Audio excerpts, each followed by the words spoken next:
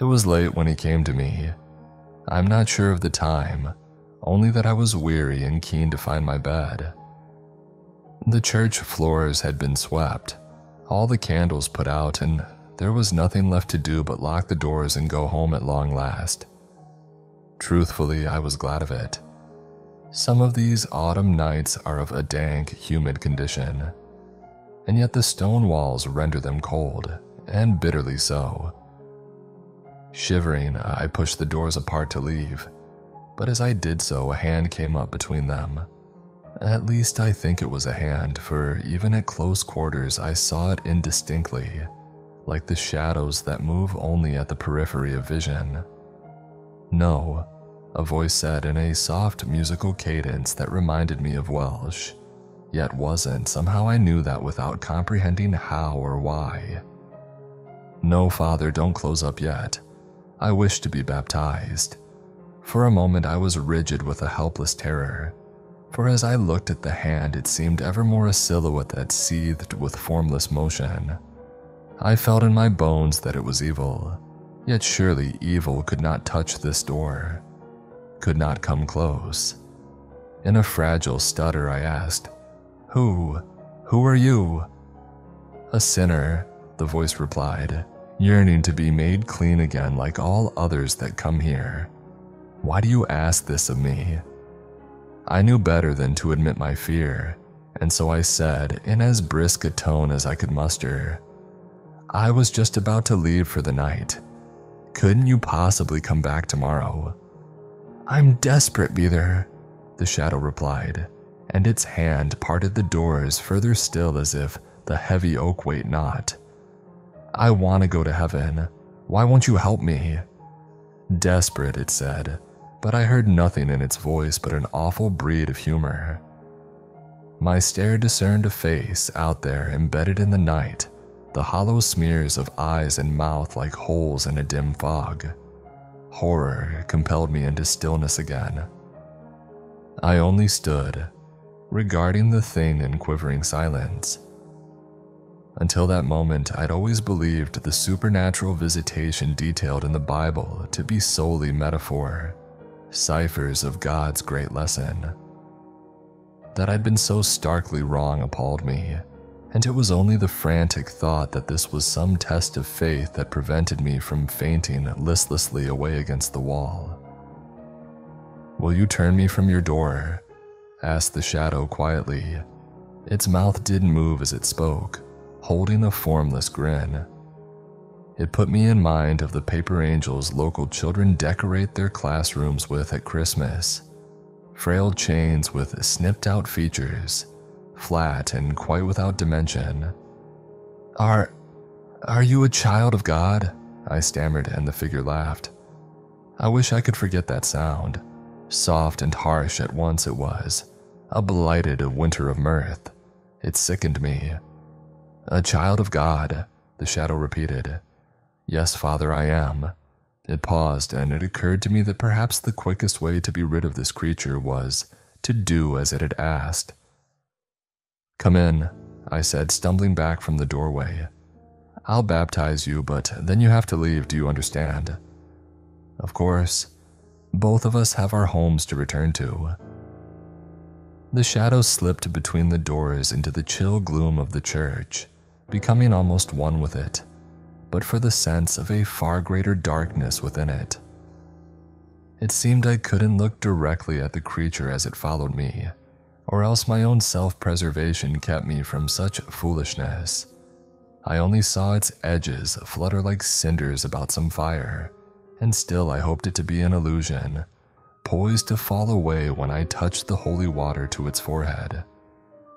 "Here," I said to the shadow. "Come to the font, I'll lead you back to the Lord." "I'm sure you will, Father," the figure replied almost merrily. "I'm sure you will." I can barely describe the particular dread that came over me as I stood beside the creature, the fear such as when one wakes in the night to some figment of half-dreams stooping over one's mantle. It wasn't that I expected the spirit to injure me or take my life. I had the sense that it would not, but that the ease with which it might do so amused the being greatly. I wondered what it meant by toying with me so, dandling my terror as it might some hapless infant. "Wouldn't you like someone to witness?" I asked, my eyes turned ahead to the font like a soldier trained to hold his form regardless of distraction. "There's no one I can call at this time, so—" "Oh, I have my witnesses," assured the creature, and at once I seemed aware of every shape and shadow about the room, each of them tenderless and vivid with Malene.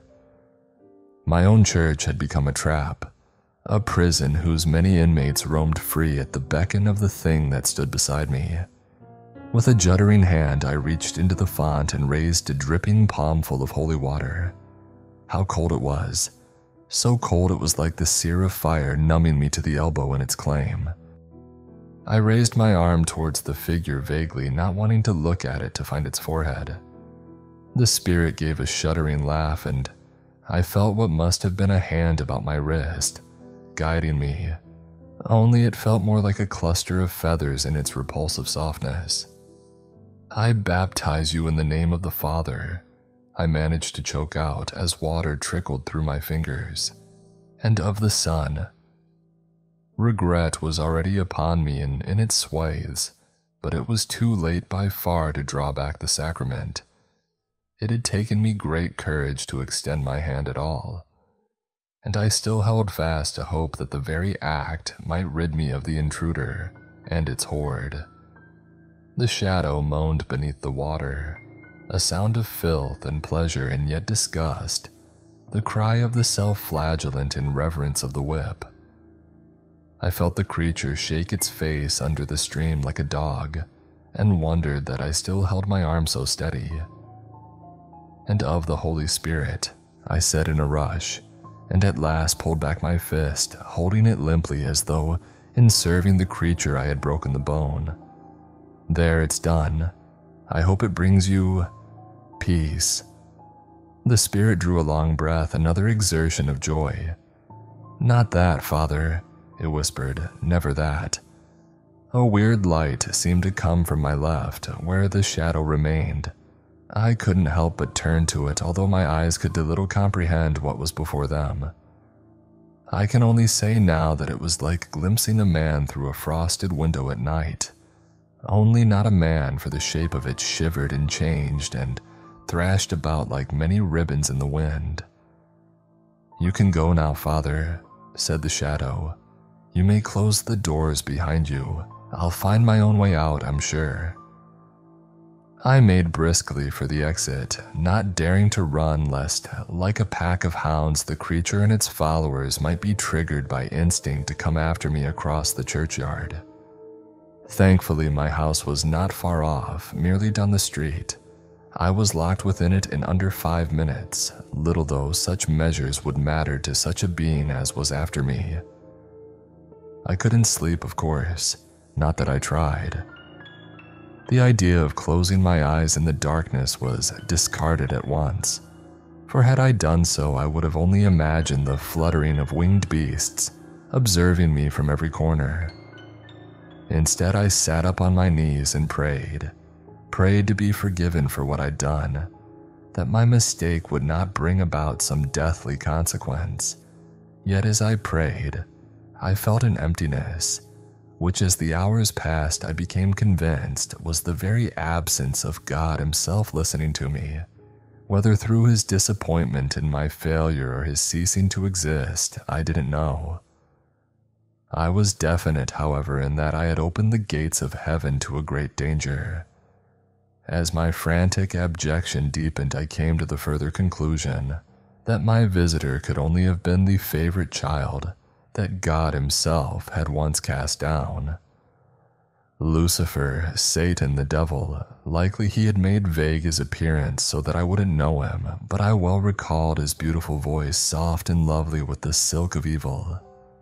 I could have wept, so aghast was I at what I'd done, but somber dread kept me dry-eyed and grave until red sunrise thumbed its way up the horizon. The quiet of an absentee God persisted. Baptized and thus returned to his birthplace, what had the devil done? Already he might have torn havoc across heaven, sullying an endless number of innocent souls with his cruelty, recruited angels to his black cause. And what of God, his greatest enemy? I should believe the Father to be omnipotent, invulnerable to even Lucifer's warfare. But the longer I pray, I cannot help but feel that I am shouting into an open grave. Now as I regard my clasped hands, I am appalled that I dared hope I might be cleansed of my mistake. It was my cowardice, after all, that so condemned the God I've served for all my life. I'd known the intruder to be of ill intent, and still I gave him what he asked for without resistance, without complaint. Lord, I was an idiot. I know now what I have done.